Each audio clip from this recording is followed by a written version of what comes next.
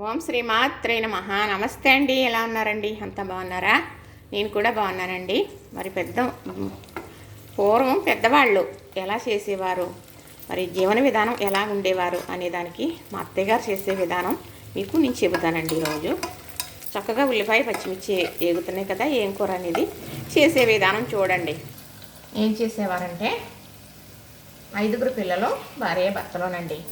మామయ్య గారు అత్తయ్య గారు వారికి 4 మగ పిల్లలు, ఒక అమ్మాయిని. అది 7 మొత్తం. 7కి వంట వండాలంటే మనిషికి బియ్యం ఇన్ని పడతాయని లెక్క అనమాట అండి. చక్కగా లెక్క చూసుకుని కొలుసుకుని సేట్లో పోసుకునేవారు. ఎందుకంటే బియ్యంలో వడ్లు రాళ్ళు అవి ఉంటే ఏరేసి నానబెట్టుకునేవారు అనమాట. ఏరేసిన తర్వాత అన్నానికి బియ్యం నానబెట్టే ముందు అందులో ఇప్పుడు బియ్యం తీసి ఒక దాంట్లో వేసేవారంట మా అత్తయ్య గారు. అలా ఎత్తు ఉండగా ఓ 2 నెలలకో ఎన్నాళ్ళకోని ఒక బిందు లాంటిది పెట్టుకునేవారు అనమాట. పుల్లగా అన్ని రకాల పరికరాలు లేవండి. ఓ బిందు లాంటిది పెట్టుకుని అందులో వేసుకునేవారంట. అయితే చక్కగా ఓ 2 నెలలకో ఎన్నాళ్ళకో ఆ చక్కగా మరి ఇంతమందికి వండుతారు కదా, అలాగా ఇప్పుడు బియ్యం అలా తీసి అందరికని వేసిన బియ్యంలో జాగ్రత్తపరిచేవారు అన్నమాట. అప్పుడు అవి ఒక 4 కేజీలు 5 కేజీలు అవి అనుకోండి, అవి వాటికి డబ్బులు పుచ్చుకుని యజమాని దగ్గర చక్కగా మరి ఇంట్లోకి ఏమన్నా పలపరుచుకునేవారంట. అంటే అంత శ్రద్ధగా చూసారా. మరి ఆ అన్నమే మధ్యాహ్నం భోజనం పెట్టాలి, మరి మిగిలిన అన్నం సద్దహన్నాన్ని పొద్దున్న కొంచాలి. అందులో ఇప్పుడు బియ్యం తీసి దాయటం అంటే ఎంత గొప్ప విషయం అండి అది. ఆ బియ్యం దాసి కొన్ని రోజులు పెరిగిన తర్వాత వాటికి డబ్బులు పుచ్చుకుని కొన్నానని చెప్పి ఆ డబ్బులతో సంసారంలోకి ఏం కావాలో అది చేసుకునేవారంట. అందుకే అంటారండి, ఆడవారు మరి కంట్లో తీసి ఇంట్లో పెట్టుకుంటారే తప్ప అమ్మ పెట్టిందనో నాన్న పెట్టాడనో ఎవరో కావాల్సిన వాళ్ళు పెట్టారని చెప్పి ఇంట్లోనే పెట్టుకుంటారు తప్ప పట్టుకెళ్ళి వాళ్ళకి ఇవ్వదు కదా, అలా మరుగు పెట్టి చేసుకుంటుంది ఆడదే అని అంటారన్నమాట అండి.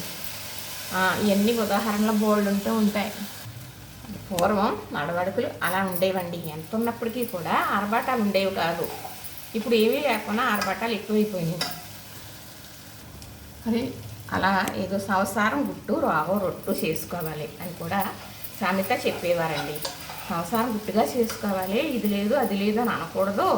అలా అనటం వల్ల లోపు అవుతాం తప్ప వాళ్ళు ఏమీ మనకు తెచ్చి పెట్టరో అని కూడా చెప్పేవారండి. మరి అలాగా చేసేవారు కాబట్టి చెప్పేవారు. ఇప్పుడు అవి నచ్చటం లేదండి. ఎందుకు మన పిల్లలు కదా అని తప్పని చెబితే తల్లిదండ్రులే పని చేయటం లేదండి. తల్లిదండ్రులే నచ్చటం లేదు ఇప్పుడు కదా. కానీ పూర్వం అలా కాదండి. ఎవరన్నా సలహా తీసుకునేవారు, సలహా ఇచ్చేవారు చక్కగా.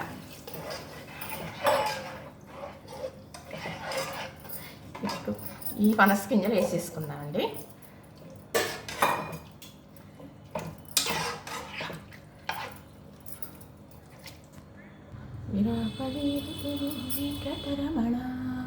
చక్కగా ఈ కూర ఏంటో అర్థమైపోయింది కదండి. పనస గింజలో మామిడికాయ చక్కగా కాస్త కొబ్బరి తురుము కూడా వేసానండి. ఎప్పుడు నేను ఇలా వండుతూ ఉంటాను. ఇంకా ఎక్కువే ఉండేదాన్ని. పిల్లలు ఇంట్లో అతిథులు వచ్చి వెళ్ళేవారు, కొట్లో కుర్రవాళ్ళు ఉండేవారు కాబట్టి.